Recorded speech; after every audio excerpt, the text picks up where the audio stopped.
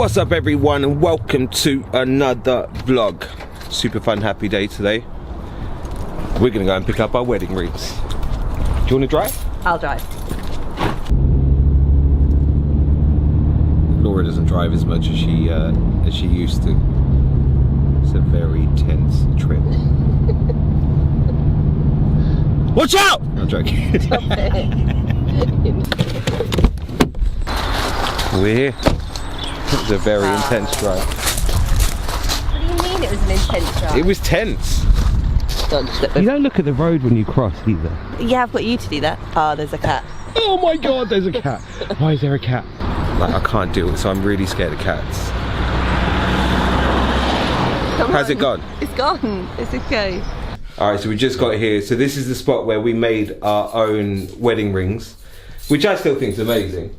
Yeah. That none of us hurt ourselves. Well, we hurt ourselves a little bit. But this is the man who done it. Hi. Can we look at him now? We should look at him.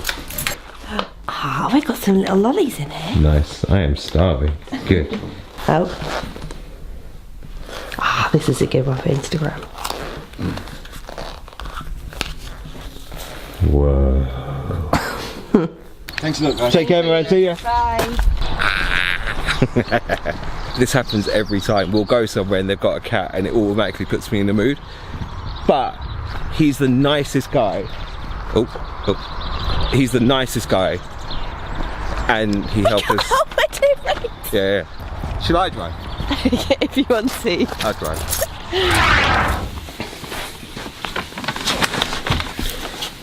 Back at the house. On the 23rd of December, you made your own wedding rings. Best wishes, Mark and Sarah. So we got chocolate lollies. This is our memory card that we got. It's going to have all of our pictures of the day on there. And these are the rings. Do we show them? I don't think we should. No, you'll see it another time. They're lush though, aren't they? So nice. We made these. Like, fully made them. From start to finish. Are your eyebrows up? Probably. You're really into it. When Laura gets super intense about something, she puts her eyebrows up, and there's nothing that gets past her. In the last episode, you met Laura for the first time, but we didn't really tell you like our story and how we got together. Ooh. So this is going to be story time. Yeah. I should put a fancy title, like a super romantic title. Story time with Shah. And you. Laura. The story's about us. Laura and I have been together for just over 4 years. Yeah. We met each other at our previous jobs. We used to work together. Our relationship, we do have a really great relationship. Yeah. Like, we get on each other's nerves, but I kind of like that we get on each other's nerves. And we have a laugh. And like, you can fart all the time. You can. But it certainly wasn't easy. We've definitely had our testing point to get to this point. So I was about to do this is dedicated to all the interracial relationships out there, like the start of a Biggie song. Yeah. So good, baby. As I said, we met each other about nearly just over 4 years ago. You know, Things happened. Don't say it like that. That sounds really. Nothing like that. A little bit. Stop it. We realised that we wanted to be together, and interracial relationships, which is what we're in, is a super difficult decision for a lot of people to make, and it's a super hard journey for a lot of people to make, because you have this one side where you're constantly trying to remember your roots and where you came from, and still want to respect that kind of area, and then you have this other one which is the complete opposite, where you are living the life of all your friends and you're doing what all your friends are doing, and you're doing stuff that they wouldn't necessarily do back home. And for the longest time, Laura and I were together, and you were super interested in like my culture, my Pakistani culture, where I came from. I was interested in your culture from Alton Broad. and we helped each other out. I actually didn't tell my parents about Laura until like 3 years into the relationship, which I probably should have said something sooner. It was just difficult, wasn't it? It was super difficult. Yeah. When you're in a situation where you're super happy but you're not sure whether everyone's going to be as happy for you, like you fear the worst, and so you feel like the worst thing will happen if everybody found out about it. By this point we were looking at houses, and we were 3 years into a relationship, and it wasn't just a muckabout. We weren't just having a fling, although that was my initial intention. But so then we realised that I did need to tell my parents, mainly just out of respect. They brought me into this world and spent countless amounts of money and time in making sure that I stayed alive, and I grew up to be a good boy, which I think I have. You're all right. You'll do. So I, out of respect, I wanted to tell them, but I also wanted that relationship between Laura and them, because I can't deny Laura that relationship. So it came round to telling them, and they were incredible. They were amazing, like beyond my wildest dreams. Like I prayed for 3 years straight, 4 years straight. I prayed that I never prayed for us. I never prayed that we'd be all right, because I had a feeling that we would be anyway. Yeah. But I just prayed that they were given the strength and understanding to understand the situation and kind of understand it from my point of view. For the longest time, my friends and people that I really cared about were telling me that, as long as they see you happy, that's all that matters to them. And I was like, no, not my parents. My dad's like 9 foot and he has no qualms with kicking my ass. My mum's just this beautiful, sweet little lady. Like, I didn't want to do anything that might potentially hurt her feelings. But again, she's got no qualms with kicking my ass either. And then my sister, she could 100% kick my ass. Don't tell her that.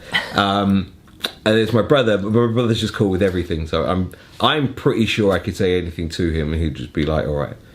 But the time came around and I told everyone in my family about Laura. They took it super well.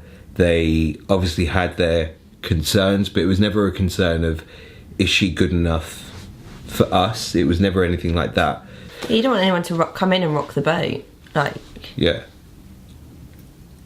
You want someone to come in and fit into your family and understand your family. I was 100% sure that Laura would.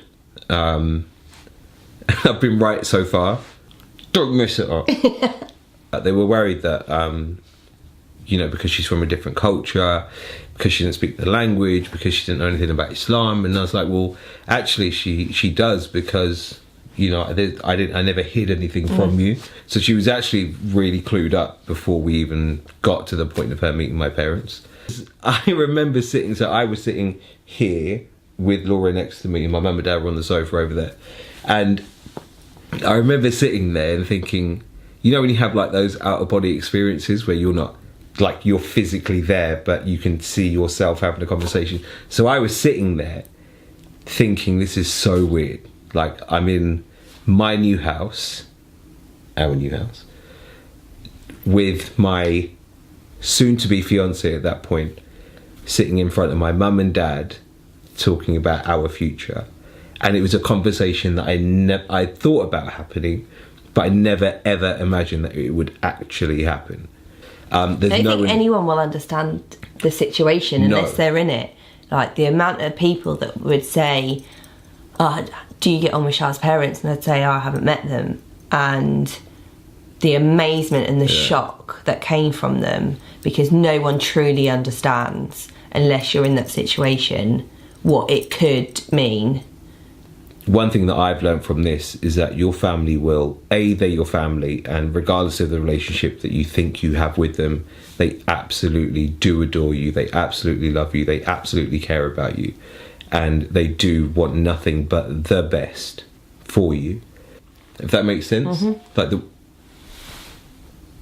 what have we got that makes that noise? I think it's the radio, yeah. Oh. It's so weird because there isn't an ending to this story. Like, it's still happening.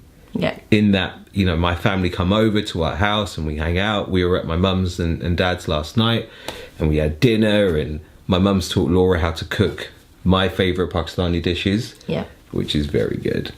And it's just nice for us to... be a family. It's just nice for us to be a family, but it's nice for us to have a regular relationship. Yeah. But yeah, so, you know, now we get to do everything that regular people do. But I think in a way, like, waiting for us, I know, like, we could have done this so much sooner and possibly been living this life for longer. But at the same time, like, it gave us time to know each other more. So we were at a point where, like, we knew that we wanted to get married. We knew we wanted to have a family. We knew we wanted to have a house. I think if we'd have done it a year into our relationship, of course we knew we wanted to be together, but we were never that, like, a year into a relationship, you've not planned your whole life together. Yeah. Like, at this point, we had everything planned. We knew where we wanted to go. We knew who we were. You're right. We definitely knew, we knew each other. I know you better than I know anybody. I know Emil quite well as well. You've never heard him fart, though.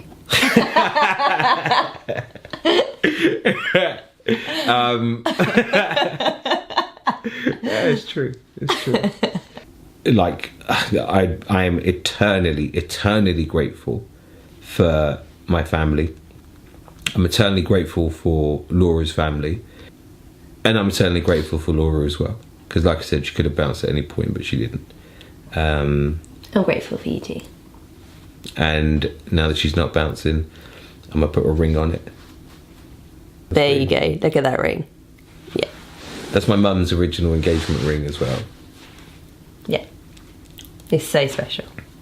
It's expensive too, so we could sell it and get loads of cash. Oh, yeah, no. Sentimental part's over now. Yeah. You want to make out for 6 minutes? Yeah. Do you want to eat? I want to eat. Let's eat. Let's eat. All right.